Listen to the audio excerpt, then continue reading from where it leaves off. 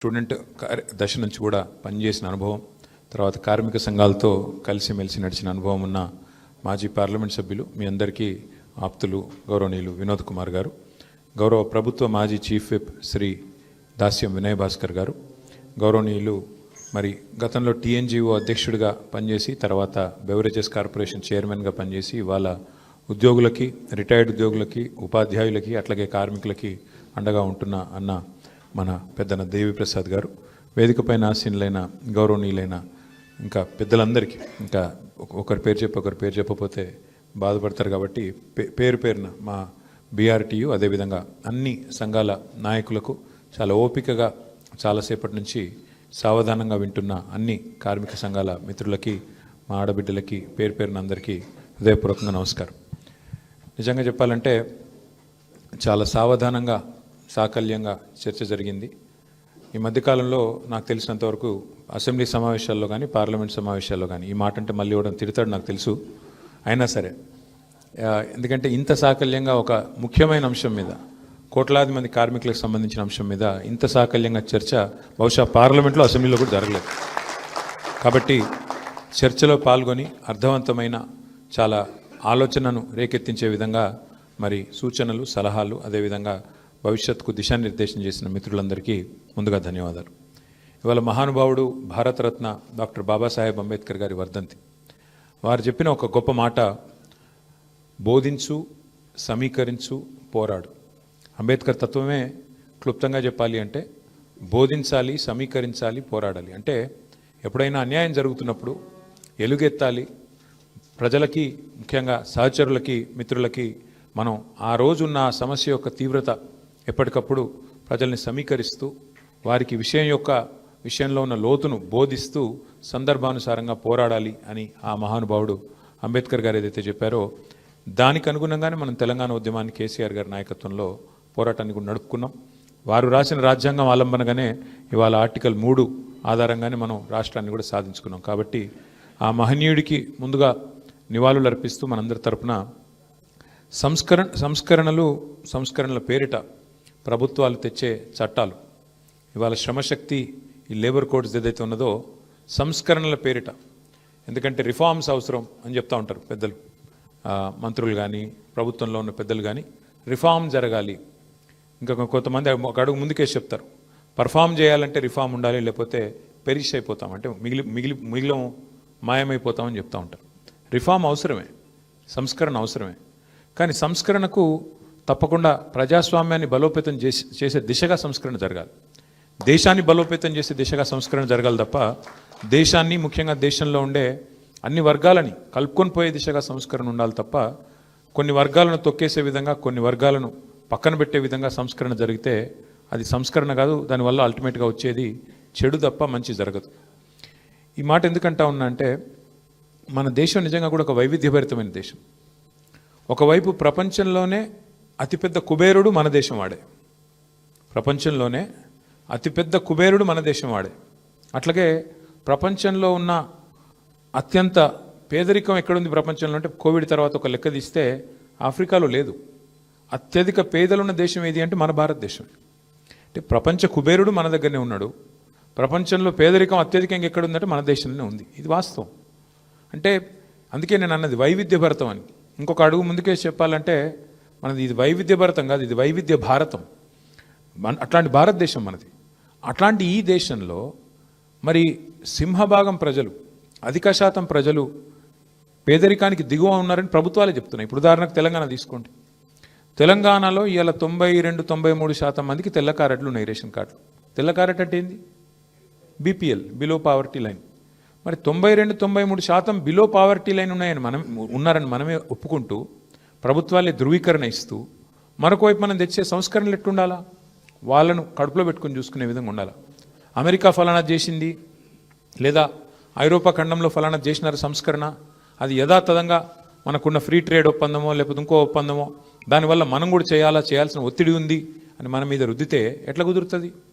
మన దేశం యొక్క తలసరి ఆదాయం $2,400 డాలర్ల పరిమాణంలో మాట్లాడుకుంటే, అమెరికా యొక్క తలసరి ఆదాయం $86,000.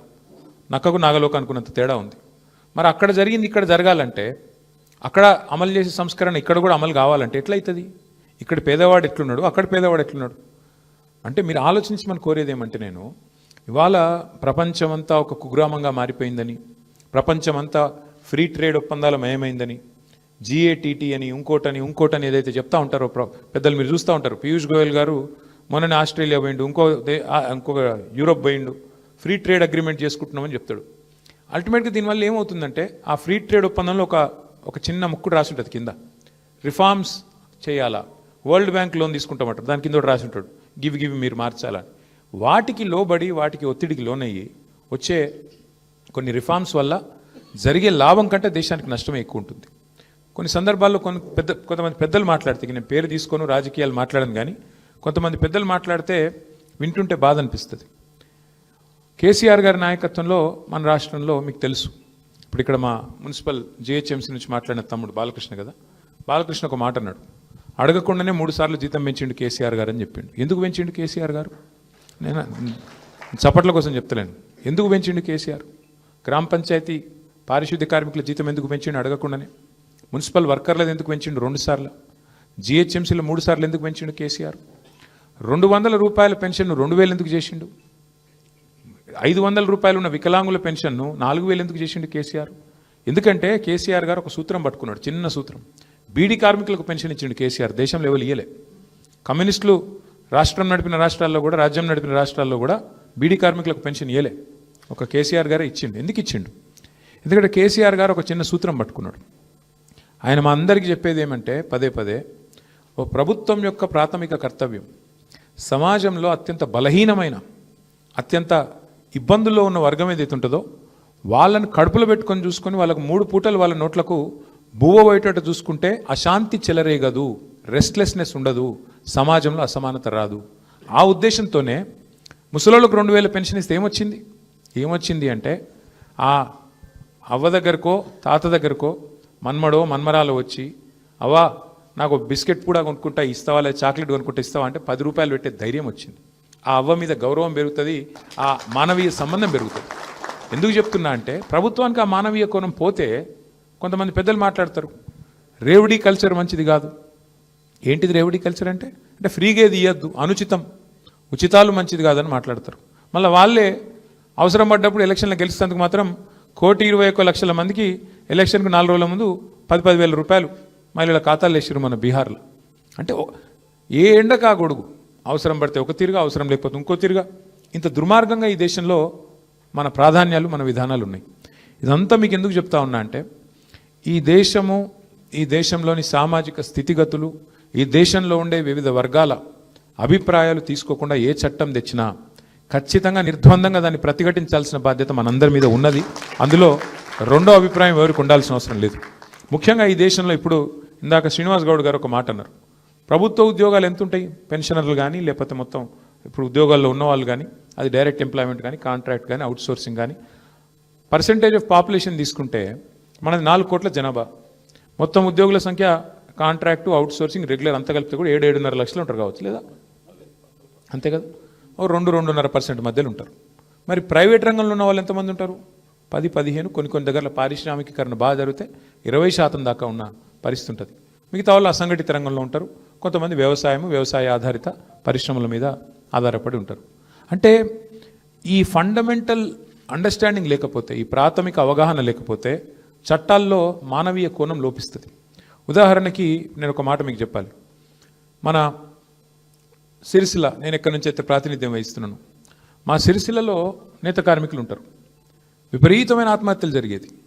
వారంలో ఒకసారి అయితే 2005-6లో ఆనాడు ఒకటే వారంలో 10 మంది చచ్చిపోయారు ఆత్మహత్యలు.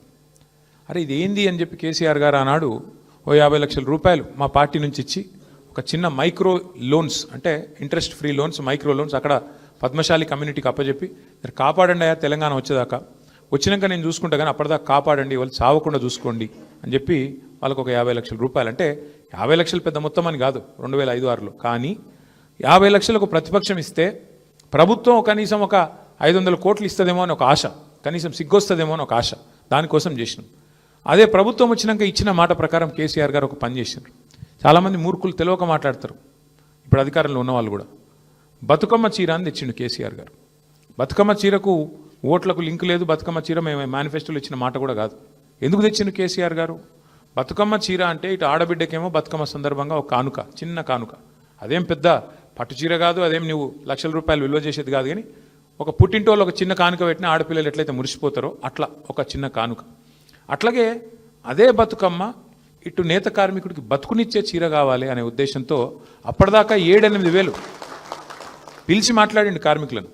కేసీఆర్ గారు స్వయంగా ముఖ్యమంత్రిగా ఎంత వస్తుందా మీకు నెలకంటే 7-8 వేల రూపాయలు వస్తుంది సార్, ఎట్లా బతకాలి, కిరాయిలు ఏంది, మా కథ ఏంది, మా బతికేంది, ఎట్లా చేయాలి, ఏం చేయాలి, రోజుకి 8 గంటలు నిల్చొని పనిచేస్తే కాళ్ళు గుంజుతున్నాయి, కాళ్ళు గుంజి ఆఖరికి చాలామంది బలహీనతలకు అలవాటు పడుతున్నారు, మందుకు ఇంకోదానికి ఆఖరికి అట్లే చచ్చిపోతున్నారు సార్. అంటే ఒకటే కండిషన్ పెట్టిండు సార్, నేను ఆర్డర్ ఇస్తా కానీ ఖచ్చితంగా మీ ఉపాధి, మీ వేతనం డబల్ కావాలి. ఇవాళ 8-9 వేలు 10 వేలు సంపాదించేటోళ్ళు 15 వేల నుంచి 20 వేలు సంపాదించే పరిస్థితి రావాలని చెప్పి ఆ సేట్లను పిలిచి ఆర్డర్ ఇచ్చి సంవత్సరానికి 350 కోట్ల ఆర్డర్ ఇచ్చి మొత్తం 9.5 ఏళ్లలో 3,500 కోట్ల ఆర్డరు ఒక్క సిరిసిల్ల పట్టణంలో ఉండే వేలాది మంది కార్మికులను బతికించిన ఒక స్కీము బతుకమ్మ. అంటే ఈ మానవీయ కోణం మనం చేసే ప్రతి పనిలో ఉండాలి. పరిశ్రమలకు ప్రోత్సాహకాలు ఇస్తాం మనం, అన్నీ గవర్నమెంట్లు ఇస్తాయి, మన గవర్నమెంట్ కూడా ఇచ్చింది, కేంద్ర ప్రభుత్వం కూడా ఇస్తున్నది, ఇవాళ ఇప్పుడున్న రాష్ట్ర ప్రభుత్వం కూడా ఇస్తుంది. మీరు చూస్తుంటారు పేపర్లలో వార్తలు, ఫలానా పరిశ్రమకు కేవలం 99 పైసలకే ఎకరం ఇస్తున్నారు. ఎందుకు ఇస్తారు పరిశ్రమలకు భూములు? ఎందుకు ఇస్తారంటే వాళ్ళు ఉపాధి కల్పన చేస్తారండి, ఉద్యోగాలు కల్పిస్తారు. ఎందుకంటే ప్రభుత్వాలు అందరికీ ఉద్యోగాలు ఇవ్వలేవు. పేదవాళ్ళకి, ముఖ్యంగా చదువుకున్న పిల్లలు ప్రతి సంవత్సరం 10 లక్షల మంది ఇంజనీర్లు అవుతున్నారు. మరి వాళ్ళందరికీ ఉద్యోగాలు ఎడికెళ్ళి రావాలి? ప్రైవేట్ సెక్టర్కు పెద్దపీట వేయకపోతే. అందుకే ప్రైవేట్ సెక్టర్కు పెద్దపీట వేసి ప్రోత్సాహకాలు ఇస్తున్నాం. కానీ ప్రోత్సాహకాలు ఇవ్వడం వరకు ఓకే, కానీ వాళ్ళకు నువ్వు లైసెన్స్ ఇచ్చి శ్రమదోపిడీ చేసుకొని ఇష్టమున్నట్టు చేసుకుంటే అది ఎట్లా ఓకే అవుతుంది? ఇవాళ మనం అడుగుతున్న ప్రశ్న ఈ రౌండ్ టేబుల్ నుంచి అది. దాంతోపాటు ఇక్కడ ఇంకొక ముఖ్యమైన మాట మనం గుర్తుపెట్టుకోవాల్సింది. ఇవాళ కేసీఆర్ గారు మాకు పదే చెప్పేది, కొన్ని విషయాల్లో ప్రభుత్వాలు తలదూర్చొద్దు, మనం కొన్ని విషయాల్లో అసలు ఏలు పెట్టొద్దు అని చెప్పేది. అంటే మాకు కొన్ని విషయాలు ముఖ్యంగా వారు చెప్తుంటే మాకు అర్థమయ్యేది కాదు. వారు మాకు చైనా ఉదాహరణ ఇచ్చేది, చైనా గురించి చెప్పేది. మీరు గుర్తు తెచ్చుకుంటే ఒక్కసారి, అంటే మీరు అందరూ కూడా ఇక్కడ సీనియర్ నాయకులు, కార్మిక రంగంలో చాలా అనుభవం ఉన్నవాళ్ళు, చాలా పెద్దవాళ్ళు, కాబట్టి క్లుప్తంగా నేను చెప్పే ప్రయత్నం చేస్తాను. నేను లేట్ కూడా అవుతుంది, షుగర్ పేషెంట్లు కూడా ఉండొచ్చు. చైనా, భారతదేశం రెండిటి యొక్క ఎకానమీ సైజు, అంటే ఓవరాల్ సంపద చూసుకుంటే 1980వ దశకంలో 1985 దాకా ఇండియానే పెద్దది. జీడిపి పరంగా చూసుకుంటే, సంపద పరంగా చూసుకుంటే భారతదేశం చైనా కంటే పెద్దది. కానీ 85 తర్వాత చైనా వేగం అందుకొని గత 40 ఏళ్ళలో ఎక్కడికి వెళ్ళిపోయిందంటే, ఇవాళ మన ఎకానమీ సైజ్ ఎంత అంటే, మన జీడిపి సైజు 4 ట్రిలియన్లు, చైనాది 20 ట్రిలియన్లు. అంటే మనకంటే 5 రెట్లు పెద్ద దేశం అయిపోయింది. మరి ఎట్లా మనకంటే వెనుక ఉన్న చైనా 4 దశాబ్దాల్లో మనకంటే 5 రెట్లు ఎట్లా పెరిగింది? మరి జనాభా పరంగా చూసుకుంటే వాళ్ళు మనం సేము. మరి ఎందుకు ముందుకు పోయింది, ఎందుకు వెనుకకు పోయింది అంటే, ఇక చైనా ఇటువంటి విషయాల మీద చర్చ పెట్టుకున్నది. చైనా మన వర్క్ ఫోర్స్ని ఏం చేద్దాం, మన వాళ్ళు పిల్లలు ఎవరైతే ఇప్పుడు చదువుకొని వస్తున్నారో వాళ్ళని ఎట్లా వినియోగించుకుందాం, వాళ్ళ శక్తిని ఎట్లా వాడుకుందాం, మహిళలకు ఎట్లా రక్షణ కల్పిద్దాం, కార్మికులకు ఎట్లా రక్షణ కల్పిద్దాం, ప్రొడక్టివ్ సెక్టర్స్ ఏంది, అన్ప్రొడక్టివ్ సెక్టర్స్ ఏంది అంటే ఏంటంటే వాళ్ళ ఉద్దేశము, ఎక్కడైతే లాభం వచ్చే రంగాలు ఉంటాయో అక్కడ అవసరమైతే ప్రైవేట్ పెట్టుబడులను ఆహ్వానించారు. ఎక్కడైతే నష్టం వస్తుందని తెలుసో, నష్టం వచ్చినా తప్పదు అని తెలుసో, అక్కడేం చేసినారు, ప్రభుత్వమే పెట్టుబడి పెట్టి ప్రభుత్వమే వాటి నష్టాలను కూడా భరాయించుకొని. ఇందాక మా మిత్రులు ఆర్టీసీ నుంచి వచ్చిన వెంకటేశ్వర గారు కదా, వెంకటేశ్వర గారు అన్నారు లాస్లో ఉన్నది కార్పొరేషన్, లాస్ ఉంటుంది. ప్రజా రవాణా అంటే ఖచ్చితంగా సామాజిక బాధ్యత. లాస్ ఉండకుంటే అందులో లాభం రాదు, ప్రపంచంలో ఎక్కడ కూడా రాదు. అందుకే ఏం చేస్తారు, ప్రాధాన్యతలు నిర్మించుకున్నారు. ఏ రంగంలో నష్టం వచ్చినా ప్రభుత్వం భరాయించాలి, ఏ రంగంలో లాభం వస్తే ప్రైవేట్ పెట్టుబడులు ఆహ్వానించాలి. ఇది జరిగింది చర్చ. అందుకే చైనా మనకంటే 5 రెట్లు ముంగటికి పోయింది. మనమేమో పనికిమాల పంచాయతీలు ఎక్కువ పెట్టుకుంటాం. ఎవరేం తినాలి, ఎవరేం తాగాలి, ఎవరేం మాట్లాడాలి, ఎవరే దేవునికి మొక్కాలి, ఎవరు ఏం చేయాలి, ఎవరి కులమైంది, ఎవరి మతమైంది, ఈ పిచ్చిలొల్లిలా మనం ఇక్కడ ఉండిపోయినాం, వాళ్ళు ఎక్కడికో ముంగటికి వెళ్ళిపోయినారు. ఇవాళ వాస్తవం ఏంది అంటే, బాధ అనిపించినా ఇంకోటి అనిపించినా ఇవాళ వాస్తవం ఏంది అంటే, హమీద్ మొహమ్మద్ ఖాన్ గారు చెప్పిందే మందు పని. ఇప్పుడు ఇవాళ ఇక్కడ కూర్చొని పార్లమెంట్లో చట్టం పాస్ అయిపోయినాక వాళ్ళు రూల్స్ ఫ్రేమ్ చేస్తున్నప్పుడు, ఇప్పుడు ఇలా రాష్ట్ర ప్రభుత్వం అమలు చేసే తరుణంలో మనం మాట్లాడుతున్నాం. మనకు పార్లమెంట్లోనేమో ఆవాజ్ లేదు, లోక్సభలోనేమో మనోడేవాడు లేకపోయా. 8 వాళ్ళ 8 వీళ్ళ, ఒక ఆయన గక్కడ ఉన్నాడు, ఇంకో ఆయన. 17 మంది పార్లమెంట్ సభ్యులుంటే ఇలా ఇక్కడ కూర్చొని మాట్లాడుతున్న ప్రధాన ప్రతిపక్షానికి అందులో గొంతు లేదు. అక్కడ గొంతుంటే ఓ వినోద్ కుమార్ అసంట ఆయన ఉంటే లొల్లి చేసి బొబ్బొబ్బ వేసి అంగిలాగు చెంపుకొని డామ్ డూమ్ అని దుంకి ఆపి కనీసం ఒక చర్చ అవుతుండే. ఇవాళ అదేం లేదు. గంగెద్దులక ఓవుడు, తలకాయ ఊపుడు, నిమిషం లోపల బిల్లు పాస్ అవ్వడు, బయటకు వచ్చినాక ఏం బిల్లు పాస్ అయిందో ఎవరికి తెలియకపోవడు అంటే బాధ. ఇది వాస్తవం. ఏమవుతుంది ఎలక్షన్ వచ్చే వరకు అసలు విషయాలు చర్చకు వస్తలేవు, ఎక్కడనో పోతున్నాయి. అసలు విషయాలు పక్కకు పోయి కులము మతము ఇవే మెయిన్ స్టేజ్ అవుతున్నాయి. కాబట్టి దయచేసి నా ప్రార్థన, అస్సలు మందుకు అక్కడుంది. మాయల ఫకీరు ప్రాణం ఎక్కడుంది అంటే ఏదో చిలుకలు ఉన్నట్టు కరెక్ట్గా దీనికి మొత్తం తర్కీబ్ ఎక్కడుందంటే అక్కడనే ఉన్నది. ఎందుకంటే నువ్వు యుద్ధం చేయమని ఇలా బీఆర్ఎస్ని అడిగి మీరు నాయకత్వం వహించాలి, యుద్ధం చేయాలి, చేద్దాం. కానీ కత్తి కూడా ఇస్తే బాగుండు కదా. కత్తి మనకిచ్చి యుద్ధం చేయమంటేనేమో గట్టిగా చేయొచ్చు. కత్తి లేదు, కట్టించి నువ్వు కొట్లాడంటే కొద్దిగా కష్టమవుతుంది, కానీ చేద్దాం. అయినా సరే తెలంగాణ కోసం బరాబర్ చేద్దాం, గట్టిగా కొట్లాడదాం, అందులో అనుమానం లేదు. ఇంకొక మాట ఇవాళ సందర్భం కాబట్టి చెప్తా ఉన్నా. మీరు చూసుంటారు ఇవాళ నిన్న మొన్న వార్తలు గత 5 రోజులుగా. ఏమవుతుందంటే ఎప్పుడైనా సరే పవర్ అంతా ఒకరిద్దరి చేతుల కేంద్రీకృతం అయితే ఏమవుతుందంటే ఇక దాని దుష్పరిణామాలకు ఇవాళ భారతదేశంలో ఏవియేషన్ రంగంలో జరుగుతున్నది ఒక ఉదాహరణ మీకు. గత 5 రోజులుగా మొత్తం ఎయిర్పోర్ట్లన్నీ, రైల్వే స్టేషన్లు, బస్ స్టాండ్ల కంటే అధ్వానం అయిపోయినాయి. ఎక్కడికక్కడ వేలాది మంది కొట్టుకుంటాను ఎయిర్పోర్ట్లలో. తెలుసా ఎందుకో? ఇండిగో వాడు మొత్తం బంద్ పెట్టిండు. ఎందుకు బంద్ పెట్టిండు? ఇది గమ్మత్తైన ఉదాహరణ, మీరు చెప్తే అర్థం చేసుకుంటే మీకు అర్థమవుతుంది నేనేం చెప్తున్నాను. సంవత్సరం కిందట సివిల్ ఏవియేషన్ మినిస్ట్రీ కొన్ని రూల్స్ పాస్ చేసింది. ఏమని? శ్రమ దోపిడీ చేయొద్దు, వారానికి ఒక పైలట్ అంటే ఆయన గింతనే నడపాలి, ఇంతకంటే ఎక్కువ నడపద్దు అని చెప్పి సంవత్సరం కింద రూల్స్ పాస్ చేసిండ్రు. సంవత్సరం కిందటనే వాళ్ళు కొన్ని డైరెక్షన్స్ ఇచ్చిండ్రు. DGCA, director general of civil aviation. IndiGo, air India రెండే ఉన్నాయి భారతదేశంలో, ఇంకోటి లేడు. ఇప్పుడు ఏమైందంటే ఇది లిటరల్గా 2 వ్యక్తుల చేతులు మొత్తం భారతదేశంలోని విమానయానం మొత్తం 2 సంస్థల చేతులు ఆధీనం అయిపోయింది. ఏమైంది ఇవాళ దానివల్ల? సంవత్సరం కింద కేంద్ర ప్రభుత్వం చెప్పినా శ్రమ దోపిడీకి అలవాటు పడ్డోడు దాన్ని మార్చుకోక పని చేయలే, ప్రత్యామ్నాయం ఏర్పాటు చేసుకోలే. దాంతో ఏమైంది? నిన్న ఒక్క రోజు 1000 విమానాలు క్యాన్సిల్ అయినాయి. 1000, 1 కాదు 2 కాదు. మరి ఏమవుతుంది? ఎయిర్పోర్ట్ బస్ స్టాండ్ అయిపోయింది.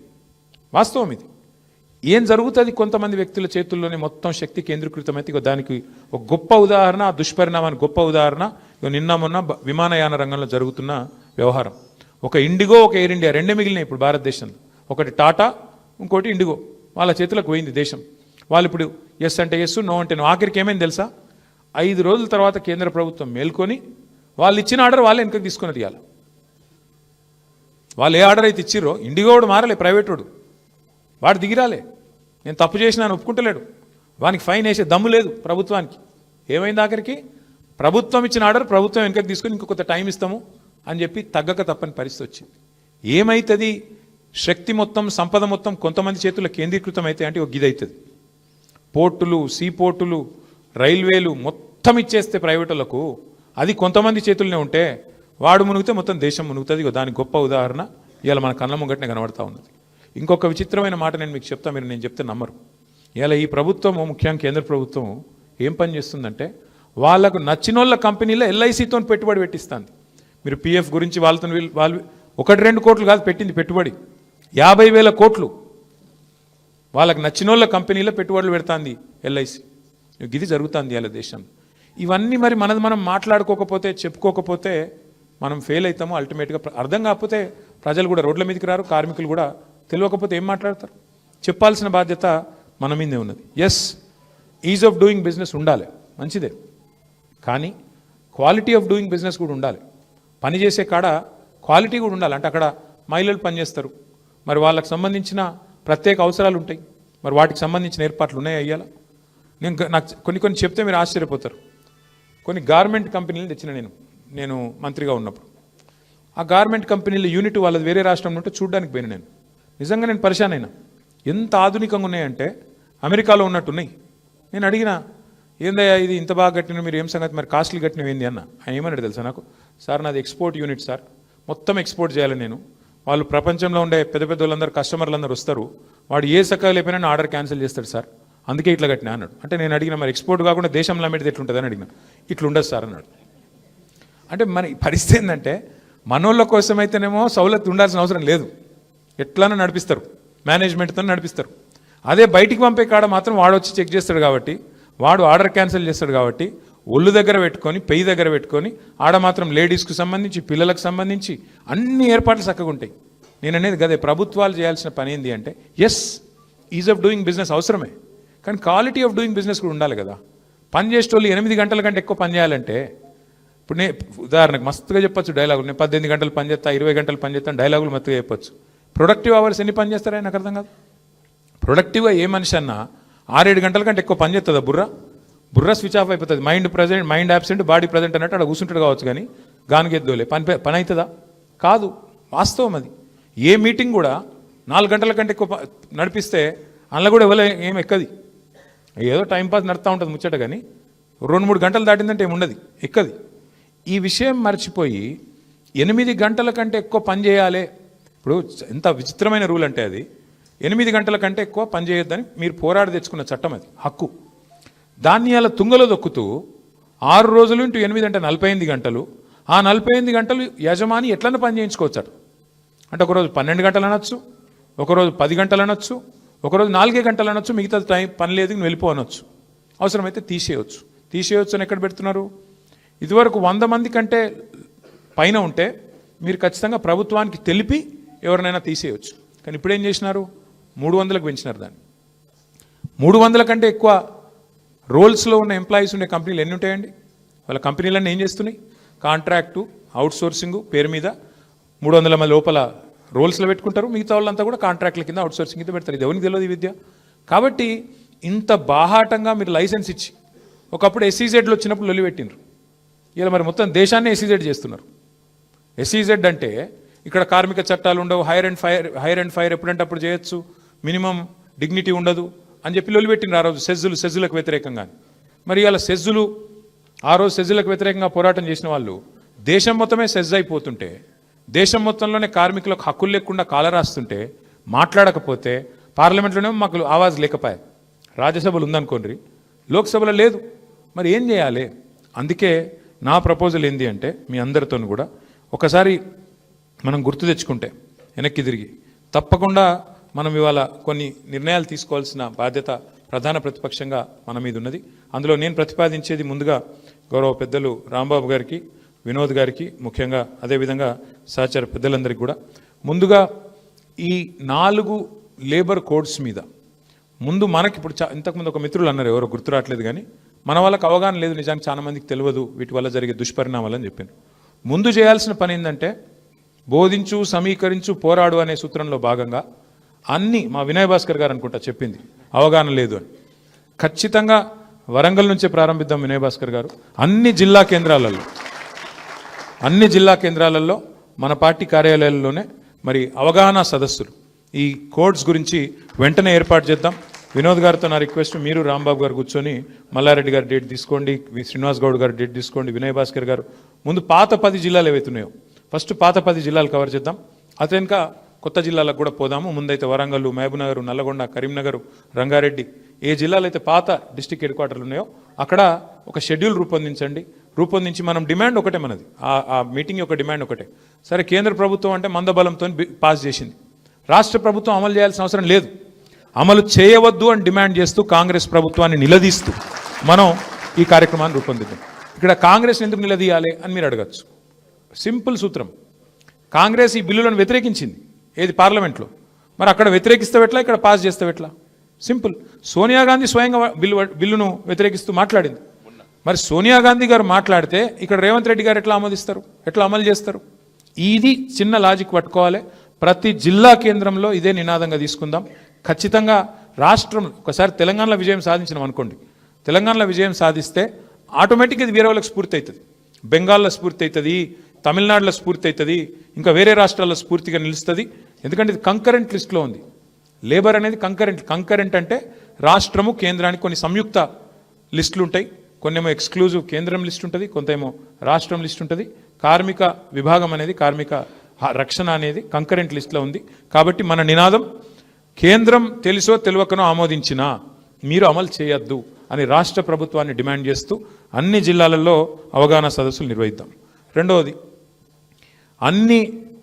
అన్ని నియోజకవర్గ కేంద్రాల్లో మనం ఏం చేద్దామంటే మన బీఆర్టీయూ తరపునే చేద్దాం ఇదంతా కూడా. మేమే నాయకత్వం వహిస్తాం. మా మల్లారెడ్డి గారికి ధన్యవాదాలు. 10 లక్షల రూపాయలు చందా కూడా ఇచ్చినందుకు వారికి హృదయపూర్వకంగా ధన్యవాదాలు. ఎందుకంటే ఆర్థిక ప్రేరణ లేకుండా ప్రోగ్రాములు కావు. వారికి ముందుకొచ్చి వారు ఉదారంగా వచ్చినందుకు వారికి ధన్యవాదాలు.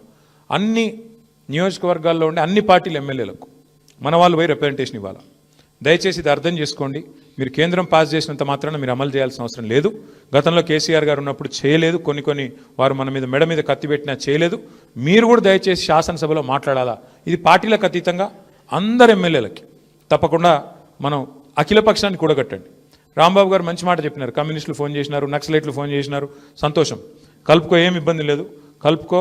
ఇలా ఇప్పుడు ఏం ఎలక్షన్ లేవు మనకు అర్జెంటుగా. దీంతోన ఇప్పటికిప్పుడు వచ్చిన ఇబ్బంది కూడా ఏం లేదు. కలిసి నడుద్దాం. ఎన్నికలప్పుడు రాజకీయాలు చూసుకుందాం. ఇప్పుడు మాత్రం అందరినీ కలుపుకొని సంఘటితంగా ఎన్ని పార్టీల వాళ్ళు కలిసి వస్తే వాళ్ళందరితో అవసరమైతే పేరు కూడా మార్చండి. ఒక బీఆర్టీయూ ఆధ్వర్యంలో పోవడం ఇబ్బంది అనుకుంటే జాయింట్ యాక్షన్ కమిటీని పెట్టి అన్ని నియోజకవర్గ కేంద్రాల్లో గౌరవ శాసనసభ్యులు, శాసన మండలి సభ్యులకు టైం తీసుకోండి. వాళ్ళకు ఒక వినతి పత్రం ఇవ్వండి. అన్నా దయచేసి మీరు శాసనసభలో మాకు మద్దతు పలకాలా. ఇక్కడ ఉండే వేలాది మంది కార్మికులు, ఉదాహరణకు సింగరేణి బెల్ట్ ఉందండి. ఒక సింగరేణి బెల్ట్లోనే 13 శాసనసభ నియోజకవర్గాలు ఉన్నాయి. వాడందరికీ కూడా మన సింగరేణి కార్మిక విభాగాన్ని కూడా, బొగ్గుగని కార్మిక సంఘాన్ని కూడా యాక్టివేట్ చేయండి. వాళ్ళ దగ్గర కూడా హెల్ప్ తీసుకోండి. హైదరాబాద్లో పబ్లిక్ సెక్టర్ అండర్టేకింగ్స్ బోలెడు ఉన్నాయి. మిదాని ఉన్నది, తర్వాత డిఆర్డిఓ ఉన్నది, డిఆర్డిఎల్ ఉన్నది, మా దానకరుణాచారి గారు, ఇంకా చాలామంది ఉన్నారు. వారందరి హెల్ప్ తీసుకోండి. బిహెచ్ఎల్ ఉన్నది, ఎంటీఆర్ లాంటి ప్రైవేట్ రంగ సంస్థలు ఇంకా చాలా ఉన్నాయి. వారందరి హెల్ప్ తీసుకొని ఇక్కడ హైదరాబాద్లో కూడా ప్రతి ఎంపీ, ప్రతి ఎమ్మెల్యేకి ఒక వినతి పత్రం మనం ఇప్పుడే ఈ రాబోయే నెల రోజుల లోపలనే ఇచ్చేటట్టు దయచేసి ఒక కార్యాచరణ. దాంతోపాటు పార్టీగా మేము కూడా మరి ఏం చేస్తామంటే అందరికీ ఉత్తరాలు రాసి పార్టీగానే రిక్వెస్ట్ చేద్దాం. దయచేసి మాతో కలిసి రండి, ఇది ఇంపార్టెంట్ అంశము, ఇందులో రాజకీయాలు అవసరం లేదని చెప్పి మరి పాంప్లెట్లు దిద్దాం. అన్ని చైతన్య సదస్సులు పెడదాం. గిగ్ వర్కర్స్ ఉన్నారు, ఆ తమ్ముళ్ళు కూడా దాదాపు 4 లక్షల మంది ఉంటారు. వారికి కూడా మనతో పాటు కలుపుకొని ముందుకు పోదాం. కుదిరితే రాజ్యసభలో కూడా, మరి కుదురుతుందో లేదో నాకు తెలియదు, ఎందుకంటే మీరు చెప్పాలా, రాజ్యసభలో ఏమన్నా ప్రైవేట్ మెంబర్ బిల్లు రూపంలో పెట్టి అమెండ్మెంట్స్ ఏమన్నా ప్రతిపాదించే అవకాశం ఉందా? ఎందుకంటే ఆల్రెడీ చట్టం అయింది. దాన్ని ఎట్లా మరి తీసుకొని రావాలి?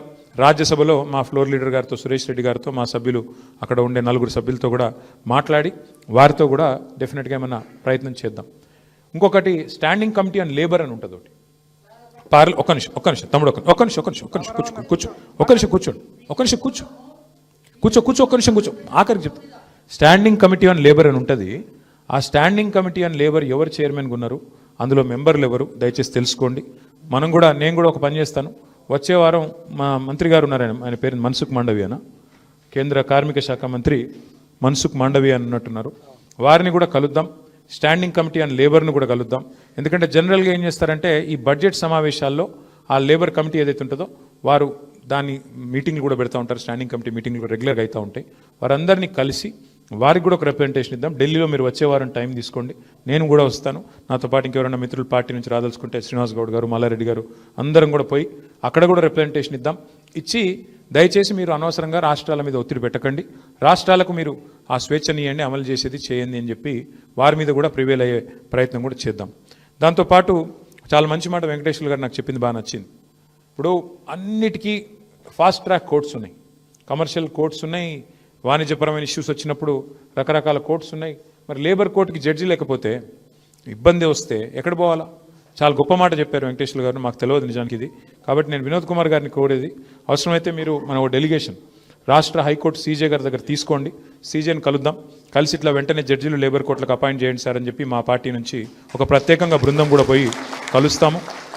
కలిసి అటువైపుగా కూడా తీసుకొని పోతాం. నా ప్రార్థన మీ అందరితో కాకపోతే, ఇప్పుడు ఏమీ ఎలక్షన్లు లేవు, అర్జెంటుగా మనం కొట్లాడి యుద్ధాలు చేసి రాజకీయంగా ఇప్పటికిప్పుడు ఏమైనా కింద మీద పడాల్సిన అవసరం లేదు. ఎవరు కలిసి వస్తే వారిని కలుపుకొని పోండి. రాంబాబు గారితో నా రిక్వెస్ట్. ఎందుకంటే ఈ టైంలో మీరు కమ్యూనిస్టులు వచ్చినా, ఎర్రన్నలు, మరి నక్సలైట్లు వచ్చినా, ఎవ్వరు వచ్చినా, ఆఖరికి బిఎంఎస్ వాళ్ళు కలిసి వచ్చినా కలుపుకపో, లేకపోతే కాంగ్రెస్ వాడు ఐఎన్టీయూసీ వాళ్ళు వచ్చినా కలుపుకపో, వస్తా అంటే. ఎందుకంటే ఇప్పుడు అవసరం లేదు. ఇప్పుడు మీరు కార్మికుల తరపున మనకేం బేసిజం కూడా అవసరం లేదు, కలుపుకొని పోండి. మనం సిగ్గుపడాల్సిన అవసరం కూడా ఏం లేదు. మనం ఇవాళ ఒక మంచి చర్చ పెట్టినాం. ఈ చర్చలో వాళ్ళు కూడా వస్తాం, మేము కూడా పాల్గొంటాం, మేము కూడా కలిసి వస్తామంటే తప్పేం లేదు, రమ్మనండి. వాళ్ళు రాము అంటే రాము అంటే వాళ్ళ ఇష్టం, కార్మికులు డిసైడ్ చేసుకుంటారు. కానీ రమ్మని ఆహ్వానించండి. ఒక రౌండ్ టేబుల్ కావాలంటే సోమాజిగూడలో పెట్టండి. వాళ్ళ పార్టీ ఆఫీస్కి రావడం ఇబ్బంది అనుకుంటే సోమాజిగూడలో పెట్టండి. పెట్టి వారి అభిప్రాయాలు కూడా అడగండి. మేము ఇట్లా అనుకుంటున్నాం, మీరేం చెప్తారు? ఇట్లా కనుక మనం కొంత బ్యాలెన్స్గా పోతే డెఫినెట్గా అందరికీ లాభం అవుతుంది. అందరికంటే ముఖ్యంగా కార్మికులకు లాభం అవుతుంది. మన గోల్ ఒకటే. కేంద్రం తెలుసో తెలియకనో ఇందులో కొన్ని తప్పిదాలు చేసింది, అది కనబడతానే ఉంది. మరి దీన్ని అడ్డుకోవాలి అంటే సింపుల్గా తెలంగాణ భారతదేశానికి దిక్సూచిగా మారొచ్చు. తెలంగాణ చేసిన ఎన్నో పనులు భారతదేశానికి ఇదివరకే దిక్సూచి అయినాయి. మనం రైతు బంధు అని పెడితే దాన్ని కాపీ కొట్టి పిఎం కిసాన్ అని పెట్టుకున్నారు. మనం మిషన్ భగీరథ అని పెడితే మరి వాళ్ళు జల్ జీవన్ అని పెట్టుకున్నారు. మనం మిషన్ కాకతీయ అని పెట్టుకుంటే వాళ్ళు అమృత్ సరోవర్ అని పెట్టుకున్నారు. అంటే దాని అర్థమైంది అంటే తెలంగాణ ఆచరిస్తుంది, దేశం అనుసరిస్తుంది. What Telangana does today, India does tomorrow. అందుకనే నేను అనేది, ఇందులో కూడా మనం విజయం సాధిస్తే, కాంగ్రెస్ నొప్పించడంలో విజయం సాధిస్తే, కాంగ్రెస్ మీద ఒత్తిడి పెట్టడంలో విజయం సాధిస్తే, ముఖ్యంగా ఐఎన్టీయూసీ నాయకులు కేంద్రంలో ఉంటారు. వాళ్ళని అడగండి, సోనియా గాంధీ గారు అక్కడ అపోజ్ ఎట్లా చేస్తారు, మీ ప్రభుత్వం ఎట్లా చేస్తుందా మాకు అర్థం కాదు, ఏమన్నా లాజిక్ ఉందా అని చెప్పి వాళ్ళ మీద గట్టిగా ఒత్తిడి పెడితే కేంద్ర స్థాయిలో డెఫినెట్గా మనం అనుకున్న విజయాన్ని సాధించిన వాళ్ళం అవుతాము. కాబట్టి కొంత ప్రయత్నం సిన్సియర్గా చేద్దాం. వినోద్ గారితో కూర్చొని, మల్లారెడ్డి గారితో, శ్రీనివాస్ గౌడ్ గారితో కూర్చొని మీరు ఒక కార్యాచరణ రూపొందించండి. జిల్లాల సదస్సులు, అవగాహన సదస్సులు, ఉత్తరాలు రాయడం, ఎంపీలను ఎమ్మెల్యేలను కలవడం, కేంద్రంలో ఉండే కార్మిక శాఖ మంత్రి గారిని నెక్స్ట్ వీక్ కలుద్దాం. అట్లాగే స్టాండింగ్ కమిటీ ఆన్ లేబర్ని కలుద్దాం. వాళ్ళ దగ్గర కూడా పోయి రిప్రజెంట్ చేద్దాం. అన్నింటికి మించి మళ్ళొకసారి నేను చెప్పేది, మన పోరాటం ఇక్కడ ఉండే ఈ ప్రభుత్వం మీద ఖచ్చితంగా వెంటనే ఈ విషయంలో ఒక స్టేటస్ కో మెయింటైన్ చేయాలి. మీరు అనవసరంగా ముందుకు పోవద్దు. శాసనసభలో, శాసన మండలిలో నేను మీకు మాటిస్తా ఉన్నా, మనకు కావాల్సినంత బలం ఉంది. ఇక్కడ మనం ప్రధాన ప్రతిపక్షం. శాసనసభ, శాసన మండలిని అవసరమైతే స్తంభింపజేస్తాం. దీన్ని ఇక్కడ అమలు చేయకుండా అడ్డుకుంటాం. ఆ బాధ్యత మాది. మీ అందరికీ మళ్ళొకసారి చాలా ఓపికగా చాలాసేపు కూర్చున్నారు.